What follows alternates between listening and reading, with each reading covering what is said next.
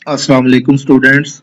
Welcome to IT students training C C plus plus programming course intermediate level का ये lecture number 32 है। Students, previous lecture में मैंने आपको एक हेडर फाइल के रिलेटेड बताया था जो कि फाइल हैंडलिंग के लिए यूज होती है। वो हेडर फाइल एफ स्ट्रीम है।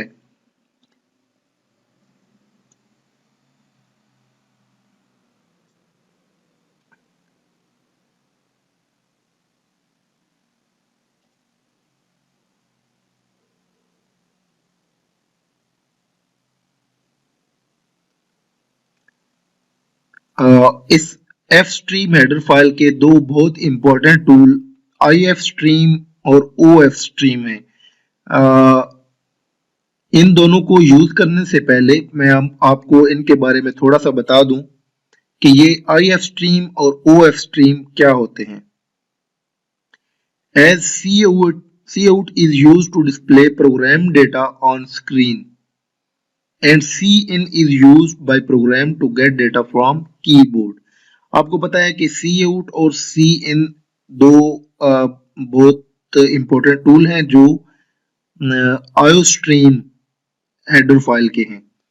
सी आउट हम यूज करते हैं डेटा को डिस्प्ले कराने के लिए स्क्रीन पे, और सी इन को हम यूज करते हैं कीबोर्ड से डेटा एज इनपुट लेने के लिए। इसी तरह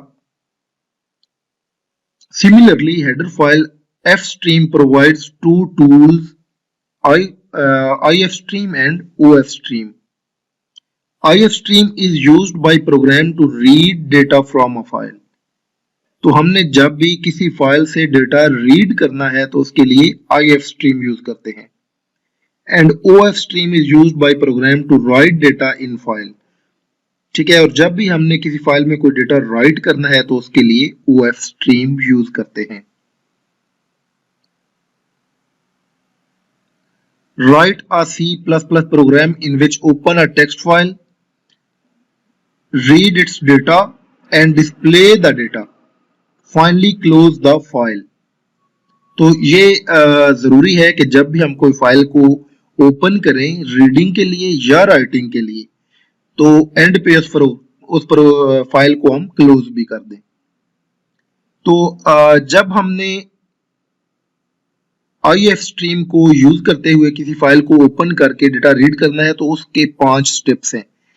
ये 5 स्टेप्स को फॉलो करते हुए हम एक प्रोग्राम लिख सकते हैं। First, include header file F stream like include F stream. आपको ऑलरेडी पता है कि हम हेडर फाइल कैसे इंक्लूड करते हैं। इंक्लूड से पहले सॉरी हैश भी आता है। सेकंड स्टेप क्या है, create object of IF stream like IF stream I file. ये ऑब्जेक्ट एक नई चीज है आपके लिए। ये जस्ट लाइक अ वेरिएबल। ये फर्दर हम जब नेक्स्ट लेक्चर्स में जाएंगे तो मैं आपको इसकी डिटेल बताऊंगा। फिलहाल आप ये समझ लें कि ऑब्जेक्ट एक जस्ट लाइक अ वेरिएबल है। तो हम IF स्ट्रीम जो है इसका एक वेरिएबल आई फाइल या आप अपनी मर्जी से कोई भी रख सकते हैं, ये यूजर डिफाइंड होता है। ठीक है, IF स्ट्रीम और इसके बाद इस IF स्ट्रीम का ऑब्जेक्ट आई फाइल। और जो थर्ड इसका स्टेप है वो है call open method of IF stream using dot operator. तो हम फाइल को ओपन करने के लिए जो ओपन मेथड है वो यूज करते हैं किसका, इस IF स्ट्रीम का। और हम जब IF स्ट्रीम का एक ऑब्जेक्ट डिक्लेयर कर लेते हैं तो नेक्स्ट हम जब भी हमने कोई फंक्शन कॉल करना है तो फिर हम इस ऑब्जेक्ट को यूज करेंगे। जैसे हमने आई फाइल ऑब्जेक्ट का नाम रखा है तो नेक्स्ट हम फाइल को ओपन करने के लिए आई फाइल डॉट ओपन। ठीक है, तो ये डॉट ऑपरेटर यूज करते हैं जब भी हमने IF स्ट्रीम का कोई भी फंक्शन कॉल करना है तो इसके ऑब्जेक्ट के साथ डॉट लगाएं और नेक्स्ट हम फंक्शन का नाम। तो आई फाइल डॉट ओपन और ओपन मेथड जो है ये एक पैरामीटर लेता है जो कि फाइल का नाम है। तो जब हम फाइल का नाम इसको देते हैं तो क्या करता है, ये फाइल को ओपन कर लेता है। ये फाइल हमें नजर नहीं आती कि ओपन हो गई है, ये एक्चुअली IFStream जो टूल है ये अपने पास ओपन कर लेता है रीडिंग के लिए, क्योंकि IFStream हमेशा फाइल को रीड करता है, इनपुट फाइल स्ट्रीम। जो फोर्थ स्टेप है वो क्या है, read data from text file and right into a character string या कैरेक्टर अरे। जब हम टेक्स्ट फाइल से डेटा रीड करते हैं इफ स्ट्रीम के जरिए, IF स्ट्रीम के जरिए, तो रीडिंग के बाद वो डेटा डेफिनेटली हम डिस्प्ले, हमने कहीं सेव भी करना है, तो उसको सेव करने के लिए हम एक कैरेक्टर अरे डिक्लेयर करते हैं जिसमें हम सेव करते हैं। कैसे, यूजिंग ग्रेटर देन ऑपरेटर।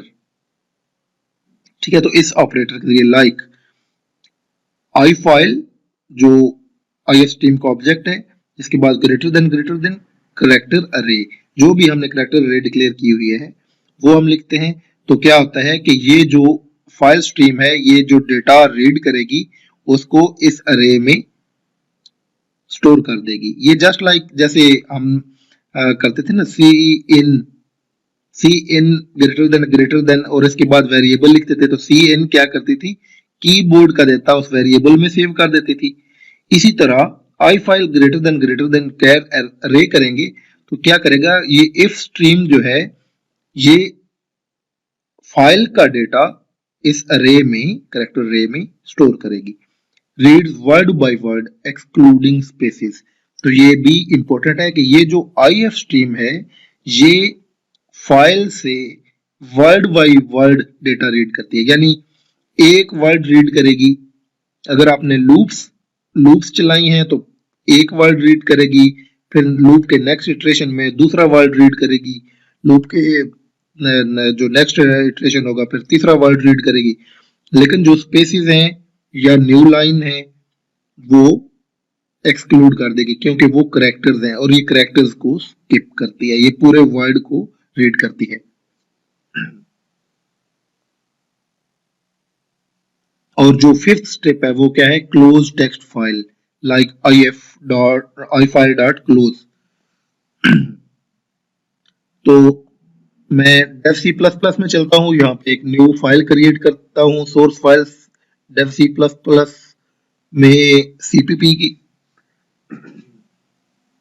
सबसे पहले मैं हेडर फाइल इंक्लूड करता हूँ, कौन सी, एफ स्ट्रीम, ये इंक्लूड कर ली। फर्स्ट स्टेप ये है कि हमने IF स्ट्रीम जो है उसका एक ऑब्जेक्ट बनाना है।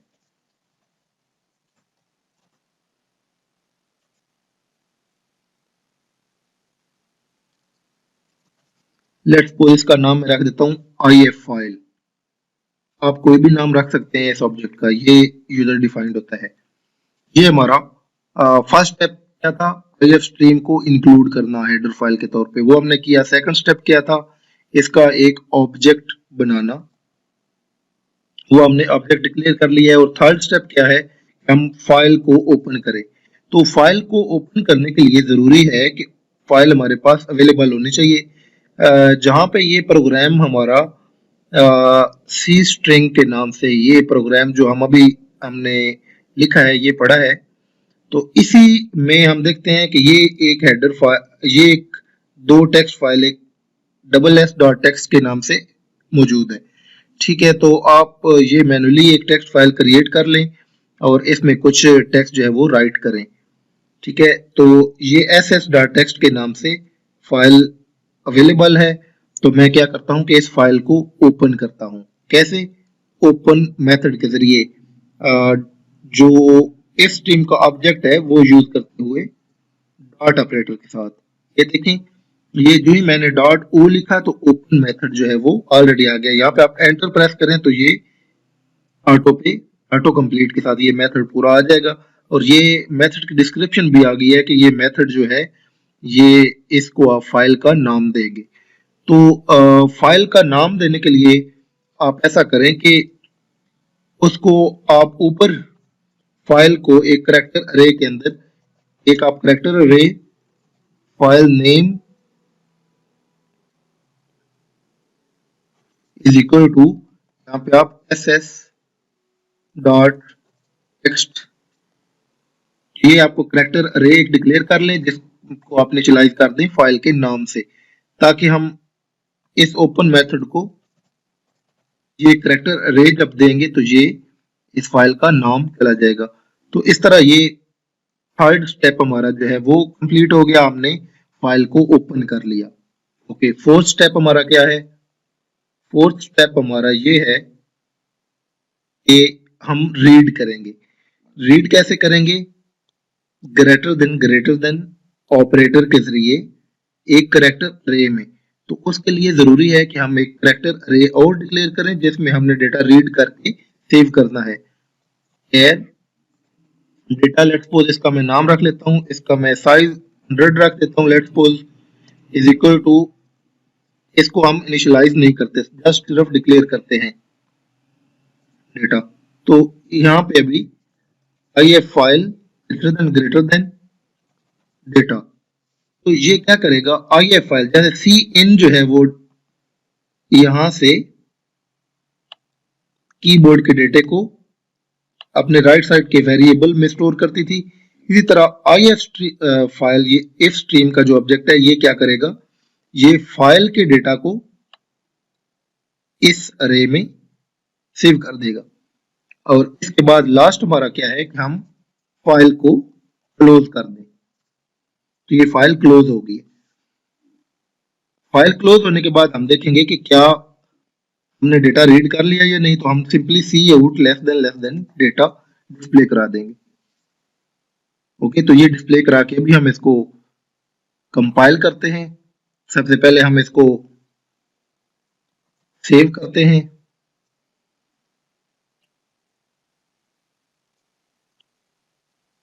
फाइल के नाम से सेव करते हैं।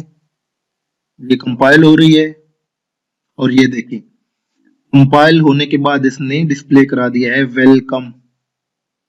ये इसने एक वर्ड डिस्प्ले कराया क्योंकि मैंने आपको बताया था कि ये जो आई एफ स्ट्रीम और ओ एफ स्ट्रीम, ये सिंगल वर्ड, ये मतलब जब डेटा हम रीड करते हैं तो ये वर्ड बाय वर्ड रीड करते हैं। तो अगर हम यहाँ पे अगेन ये क्लोज नहीं करते, इसको हम यहाँ से कट करके नीचे एंड पे जाकर क्लोज करते हैं और यहाँ पे सेम ये वाला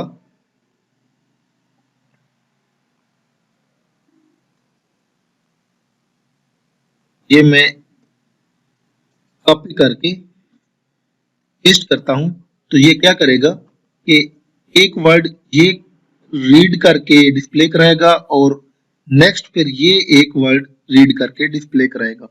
मैं इसको कंपाइल करता हूं, तो ये देखिए वेलकम टू, तो इसने स्पेसिस और जो न्यू लाइन कैरेक्टर्स हैं या टैब कैरेक्टर्स हैं या जितने भी हैं वो स्किप कर देता है। तो हमने अगर पूरा डेटा जो है वो रीड करना है तो वो कैसे करेंगे? डेफिनेटली उसके लिए हमें एक लूप चलानी पड़ेगी।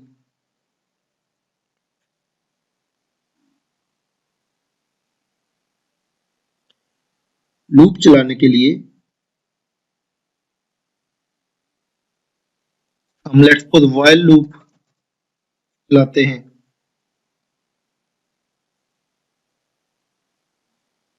व्हाइल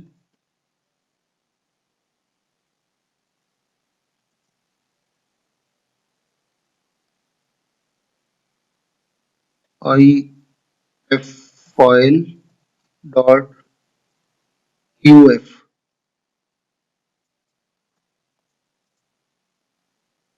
इसको मैं रिमूव कर देता हूं नीचे वाली 4 लाइंस को।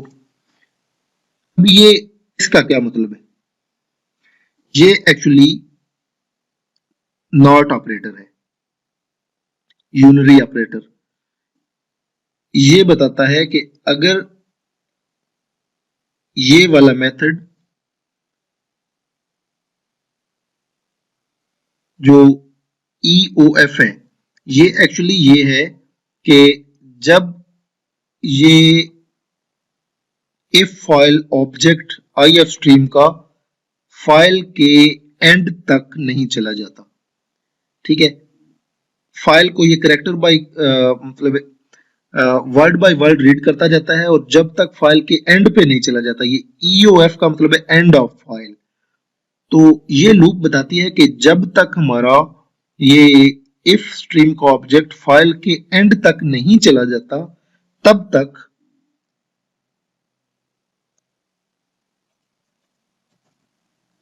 क्या करें कि स्ट्रीम से डेटा रीड करके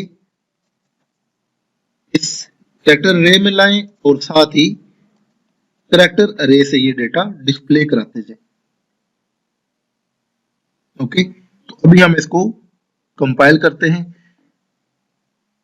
तो ये देखिए, इसने अभी फाइल से जितना भी डेटा है वो सारे का सारा डिस्प्ले करा दिया है लूप के जरिए, वर्ड बाय वर्ड। अगर हम इसमें स्पेस डालना चाहते हैं तो ये हम लेस देन करके यहाँ पे स्पेस एक डाल दें, ताकि हर वर्ड जो है वो दूसरे से एक स्पेस पे के डिफरेंस पे हो। ये देखें, तो इस तरीके से स्टूडेंट हम IF स्ट्रीम यूज करते हुए 5 स्टेप्स में एक टेक्स्ट फाइल को ओपन करके रीड करके उसका डेटा डिस्प्ले करा सकते हैं।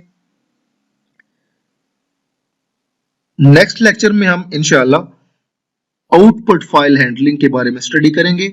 आउटपुट फाइल हैंडलिंग क्या होती है? वो एक्चुअली एक फाइल को ओपन करके राइट करने के लिए यूज होती है कि किसी फाइल में हमने राइट कैसे करना है। और output file handling file create भी करती है, यानी आपके पास फाइल ऑलरेडी अवेलेबल नहीं है तो वो फाइल न्यू फाइल क्रिएट कर देगी। तो इंशाल्लाह नेक्स्ट लेक्चर में हम आउटपुट फाइल हैंडलिंग को स्टडी करेंगे। आज का लेक्चर हम यहाँ पे कंक्लूड करते हैं। नेक्स्ट लेक्चर तक के लिए अल्लाह हाफिज।